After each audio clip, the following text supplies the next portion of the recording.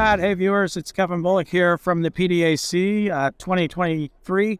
And very busy day today. It started off Sunday, and it's been busy ever since. So there's a lot of excitement. I feel, I have a sense of the people are coming back into the market. Yes, there's a lot of interest in critical metals, but gold is still at the forefront of a lot of people's minds. And I think it's actually coming back, and there's some excitement in it. So I'm happy to be reporting here live on the floor. Whoa, live on the floor. Okay.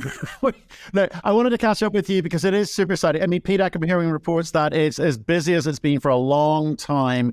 People are wanting to kind of look at stories, see what people are doing. Fantastic. Now, for you, 2022, big years of decision-making. It was a pretty tough time for precious metals.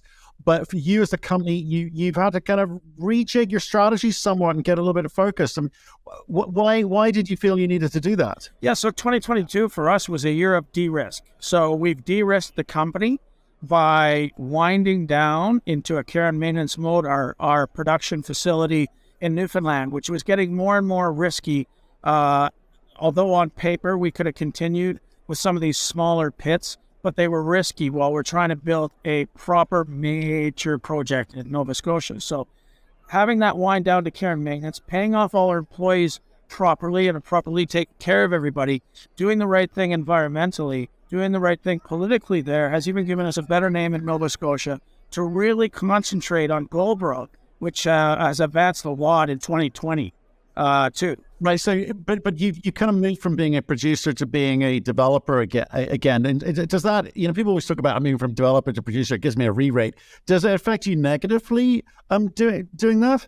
Well, I don't think it does. As a matter of fact, our small production out in Newfoundland did its job, which was to non-dilutively advance our main project, Goldboro, until the point that it got to take up too much management time when we should otherwise be focusing on Goldboro. So we're quite happy now to spend, to have this in a process of trying to sell our Newfoundland assets. So there's no more production. We've got probably another one or two gold cores to make, and then it's full care and maintenance, which is not a material cost for us while we go through the process of trying to sell it. So now we can spend 100% of our management time and our focus and our assets and our financial assets on moving Goldboro to the next stage, which is quite a bit of money to get from now through the next permitting phase and financial phase and raising project finance to get to a shovel-ready scenario in February of next year. We're talking a year from now. So this is going to come up quick. To that extent, we need to do about $30 million Canadian worth of work to get our final permits, to buy private land, to do geotechnical drilling, to further advance the project to final permits and project financing. So instead of diluting shareholders, we ended up doing a financing with a company called Nebari, which is non-dilutive. It doesn't affect any project financing capabilities for us, and it really is a true bridge instead of diluting the company to get to a point whereby when we do project financing, it'll take out this bridge loan. Right. Okay. So the cost of money is always important here, and you've got a decision to make between diluting shareholders, and that's the negative connotations that has, or doing the bridge, which is kind of well, tell me about it. Is it an expensive debt facility? Yes. Every high risk debt facility, in other words, pre-permit, very high risk, is going to be expensive. However, with what's available to us, it's very, very cheap. So we had a choice. We have to raise 30 million Canadian. Could we do that through equity? Maybe, maybe not. If we did, it would mean issuing 120 million shares at a discount to market with 50, 60 million warrants to raise this money and dilute shareholders significantly, or pay high teens cost of capital to advance this to be taken out with no penalties when we get project financing in place. So this was an easy decision, to be quite honest. So we've de-risked the project by having the money to move it forward non-dilutively. We've de-risked the company by putting Point Rousse on care and maintenance. And we're now 100% focused on the highest grade, undeveloped open pit on the east coast of Canada, which is gaining a lot of attraction. Right. Okay. So I get the fact that you're not expending capital on things which may not get credit or value from the market. Makes sense, right? You're not, and you're also not distracting management team from the Goldboro, which has always been your number one kind of focus here. But can you just I want to get into the weeds here. When you say you can take out this financing when you get to what stage precisely? So we plan on putting a project finance package together before the end of the year. Right. And that project finance... Right, but what does that mean? Does that mean an offer, or a binding offer? Does it mean the money needs to be in? I mean, at what point, what stage? It means an agreed upon term sheet that we can draw on based on final permits. We'll take that to the board with an updated feasibility, an updated reserve, a project finance package pending permits to the board for construction decision in and around September. We then will want to be building shovel ready in February. We really want to hit the project for cutting prior to bird season, because if the chicks hatch, you got to wait till the chicks leave the nest before you cut trees down. So that creates a couple of months of issues. So we want to get in there in February. We have a timeline that we think we can meet. So project financing, updated costs, updated resource, approval from the board, and then work towards finalizing detailed engineering and starting shovel ready in February.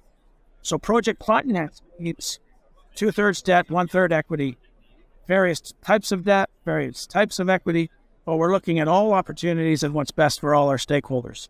And remind me, based on the current economic studies, what sort of quantum we're talking about there when you reach the FID? So we're going to update our costs, so they will go up a bit, but we're updating our resource, which will go up significantly because we've infilled all the inferred within the existing pit. So I think that the numbers will either be the same or more attractive, but the capital will be a bit higher. So I'm thinking maybe, let's call it was 270 Canadian in the feasibility, which is a year old. Let's call it 300. So 200 million in debt and 100 million in equity to build this in a package. Right. And with the current, obviously, you've got a $21 million facility. I think you've talked about drawing down 16 now and a second tranche for $5 million at your election. That is a percentage of the total capex, nothing. But can you tell us how you swap that out? Is it a case of paying off or just swapping out the debt? It is intended to be swapped out as part of a project finance package. So if we need 300 million for the build, then we need 321 million for taking out and the build. So it'll be totally replaced. There is no links between this financing and the project financing. They are not project financiers. They do not have rights to anything other than their rights of the loan itself to be paid back. So once it's taken out, or even now, it doesn't give them an advantage for project financing because that's not what they do. So it is totally separate from it, and it is a true bridge, high interest rate.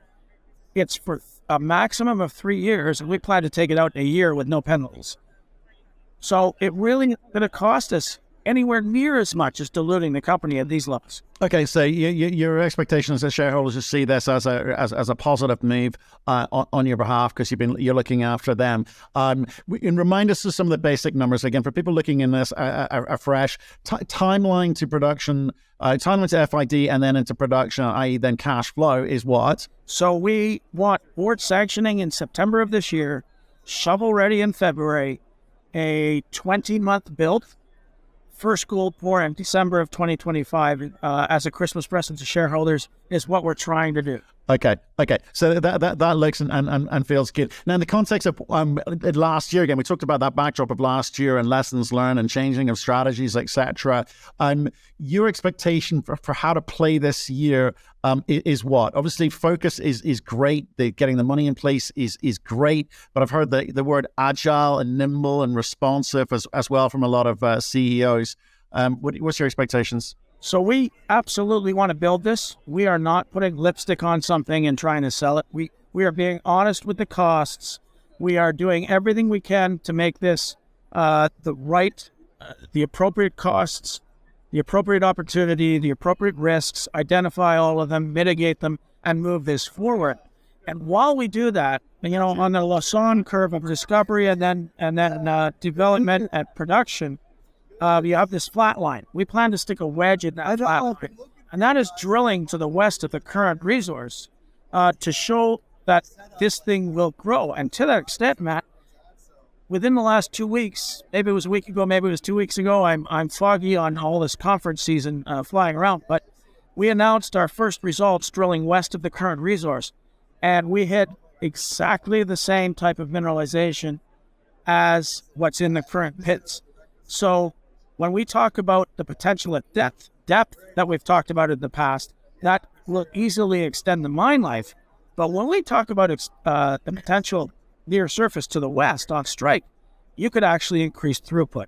So 100,000 ounces a year is kind of like the minimum that people get interested in this space. It's good. It's great. I'm more interested in making money than size. So it's great that it's high grade and it has a great margin. However, after that, the expansion potential of this deposit to the west and the potential expansion throughput to create higher 150, 200,000 ounces a year is absolutely there. This is a world-class deposit. Well, look, I'll catch up with you when you get back from the conference. I can hear it's getting busy there. A lot of noise in the background. People excited to tell their stories. We will catch up with you when you get back to base and kind of dig into the weeds a little bit more with you. I'm excited about the exploration potential of Goldboro, but obviously I think people want to see you get into production and you're making strides towards delivering that. Good to see you, Kevin. Stay in touch. Good to see you.